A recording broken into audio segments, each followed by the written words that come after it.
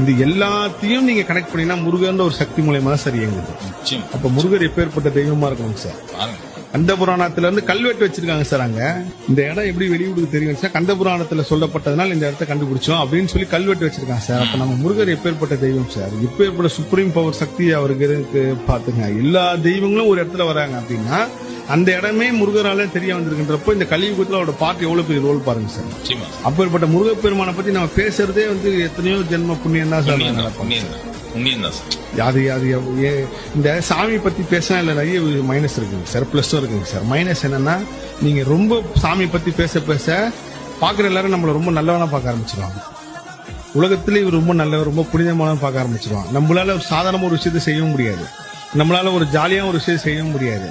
நீங்க அந்த புகழ் வெளிச்சத்துக்கு வந்துட்டீங்கனாலே ஒரு நடிகரா இருக்கிறது கூட ஈஸிங்க சார். ஜாலியா நடிகரா எங்க வேணாலும் போயிடலாம். ஆனால் இந்த பக்தி இந்த ஆன்மீகம் நீங்க பேச ஆரம்பிச்சிட்டீங்கன்னா நீங்க அதுக்குள்ள அந்த ஒழுக்கத்துக்குள்ள வந்தாகணும், ஒழுக்கமா இருக்கணும், சில விஷயங்கள் இப்படி போகணுன்ற ஒரு கட்டத்துக்கு வந்துடுவீங்க. அப்படி இருக்கும்போது எனக்கு மனசுக்குள்ள இருக்கு, நம்ம எப்பேற்பட்ட விஷயத்த எல்லாம் பண்ணி கடந்து இங்க முருகர் வர வச்சிருக்காரு. அந்த கந்தபுராணம்ல சொல்லப்பட்ட பாதாள லோகத்துல நம்ம இருக்கோம்பா, இருந்து கண் கூட பாத்துட்டு இருக்கோம்பா. 4 யுகத்தை பாக்குறோம், சிவபெருமானை பாக்குறோம், பார்வதி தேவியை பாக்குறோம். அகத்தியர்